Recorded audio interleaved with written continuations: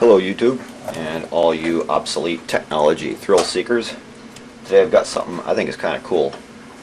I bought myself this camera. It's a Fotochrome camera. This was built or commissioned by Harrison Fotochrome Company. It was a photo finishing company in Florida in 1965. What makes this interesting is its design. Obviously the lens. This is your flash port, flash shield, a shiny piece of chromed something right there. Film advance. This is a battery compartment to operate the flash. Viewfinder, and this is how you would use it. You would look through the eyepiece here at your subject, advance the film, and that's your shutter release. What makes this thing so cool is the way this took its pictures. You'll see here there's a mirror right here. This is a mirror. Light comes into the lens, bounces off the mirror, and gets put onto the film plane, which is right here. As I said, these were made in 1965, and I haven't been able to find very much on the internet about them, other than they were a dismal failure. The company that produced them tried selling them apparently door to door, and they were just a complete flop. They took proprietary film in unique cartridge form like this, cassette form. There's the take-up spool. Goes in there like that. And you would apparently buy this film in pairs like that. You take it out of the box, you pull it open, put them in there, and shoot normally, apparently. There's a website called Buttkiss on the internet that supplies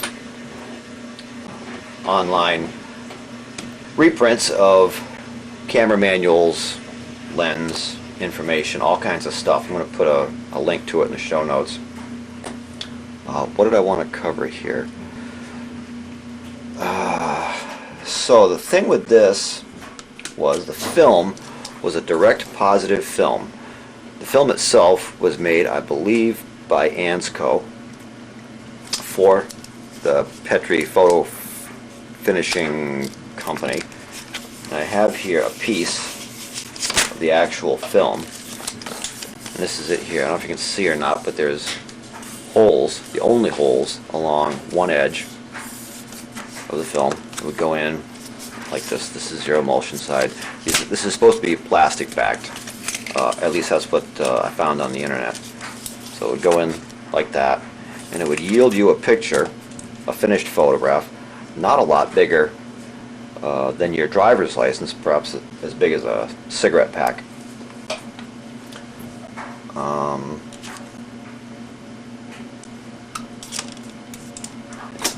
One of the things I read online was these cameras were a failure right from the very beginning. Apparently there were a lot of mechanical failures. The film being proprietorial means you had to buy your film from Fotochrome, take it to Fotochrome to have their own unique processing done. Apparently not just any processing would do for this stuff. Now this is I have two of these. One I got for $10 on eBay. This one I paid $5 for on eBay. The one I paid $10 for came brand new in its box, had never been opened, still wrapped in plastic, and is in absolutely museum condition. This one too is in above average to excellent condition, and apparently most of the examples you'll find are this way because they were never used. I don't know exactly just how bad they were. When I got this This one and the one that was new in the box both had the same problem. The shutters were stuck closed. The one that is in the box is still in the box. All I've done is look at it. This one I took apart and made the shutter work. Now, in order for this thing to work, you had to turn your film advance, and as the film would come across, this locator pin would locate one of the holes in the film. I just showed you here. There's a hole right there, and when it found that hole, this pin would drop down, and that would set the shutter for use. So having done that, you look through and you take a picture. Now, what I've been able to find and what I've learned so far is the shutter speed is relatively slow. It had no provision. It was essentially a point and shoot camera. The focusing is very minimal. You have 3 positions, not unlike a Holga. You have distance, shows a little picture of a mountain. It says 30, I'm assuming, yeah, it's going to be 30 feet. Then 15 to 10 feet, it shows a picture of a little guy standing in between the 10 and the 15. And down here, it's close-up, 7 to 5 feet.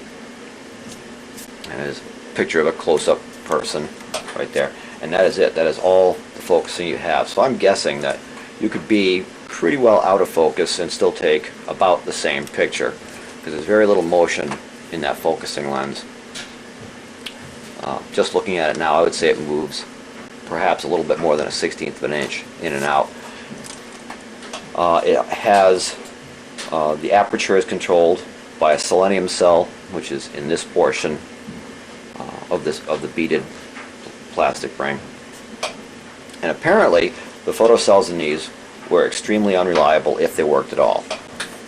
I haven't used this camera yet. I've got to work out some film loading issues, obviously. But if you have one of these and it doesn't work, I did take this apart. I'm not going to do that right now, only because it was a little bit of a project to get it back together. This thing has a very simple mechanism. One of the critiques of this camera was it was built like crap. They said it was prone to mechanical failures. It was cheap. It had no quality control, and I don't find that to be the case. Looking at this and holding it, it's a solid feeling, weird camera. When I took it apart, all the internal workings are steel or brass.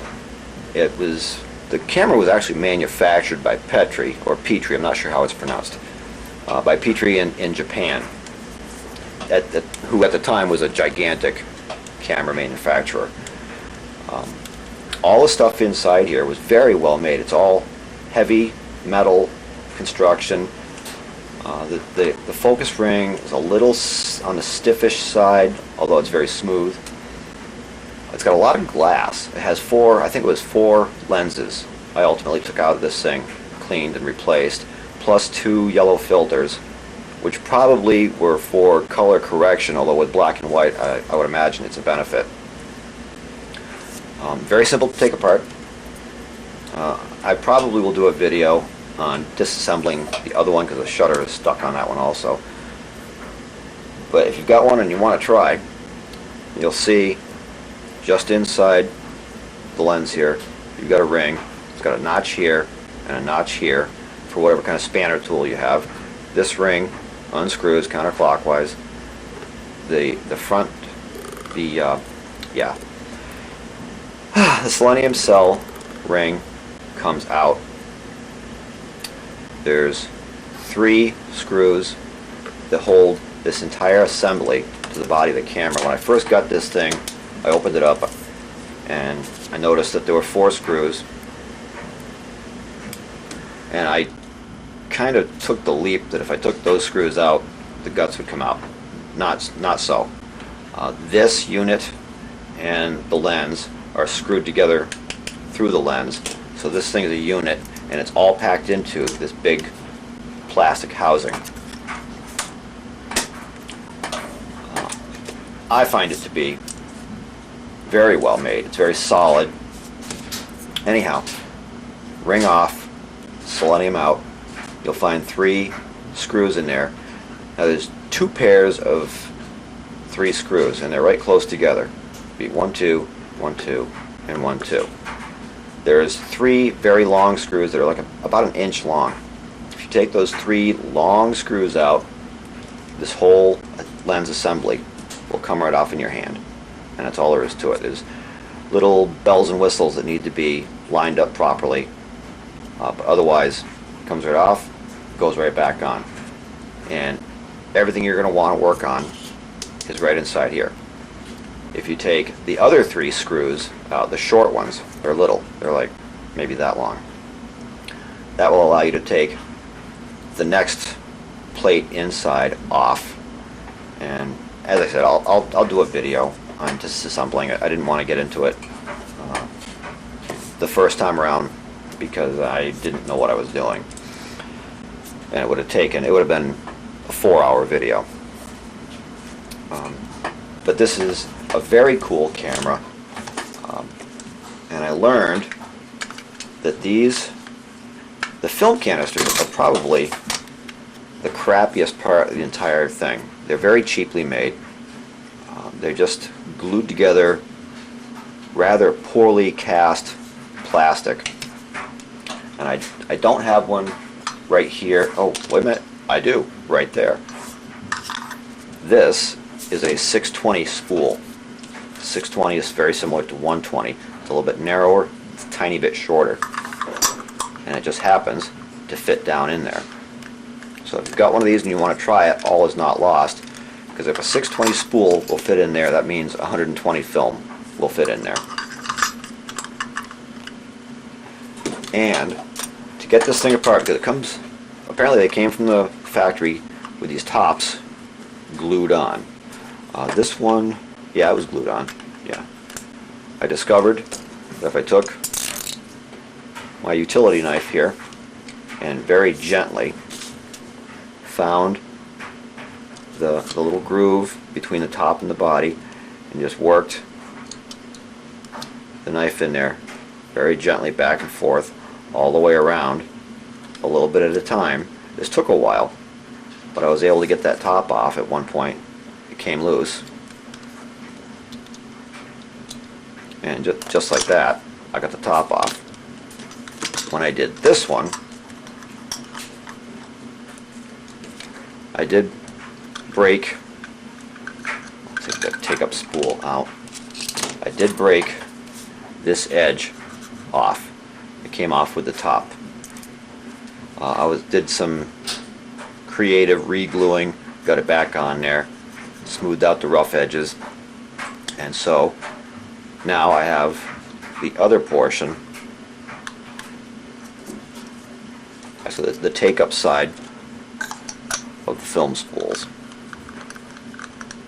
So I'm not going to get into it in this video, but I'm going to experiment with putting 120 film into these cameras, or into these cartridges, loading up the camera and trying it out. I'll go into more detail with the next video. But I wanted to share that with you because I think this is just a very cool, weird camera that I had never seen before and never had heard of. I found it by accident when I was doing an online search. I'm not sure what else to tell you. It made the top 100 weirdest camera list. I don't know who did that, but somebody put together a list of 100 weird cameras throughout the world, and this made, I think it was the bottom 50, somewhere 50, 60, somewhere in there. But it's a very interesting camera, and I don't see how it ever could have been successful, really. I read a blog by somebody who claimed to have worked for the Harrison Fotochrome company, and I guess an inside joke for the first few weeks of production was they were going to give Kodak and Polaroid a run for their money. Well, I don't see how that's possible even as a joke. This is not instant film. It was never going to be instant film. It cannot be instant film. In fact, I think if anything it would have been far more complex to work with, simply because of the proprietary nature of it, the peculiar, apparently peculiar processing this stuff required, and the very small image that it would have yielded. The picture would have been about that size, and that's small. Cameras cost, I think brand new, I read $43. In adjusted dollars, that's around $300, maybe even a little bit more, I forget. But I wanted to share that with you because I think it's very interesting, it's very cool, and I think with a little bit of trial and error, it could be maybe not a great shooter, but an interesting shooter. It makes me think of the SX70 from the 70s. The pop-up camera had the same thing, had a mirror that reflected the image down to the film plane, although that was an instant camera. It has a very peculiar feel to it. It is kind of neat. Instead of having a camera like this, having it like this, looking through, and then just clicking off images as they come.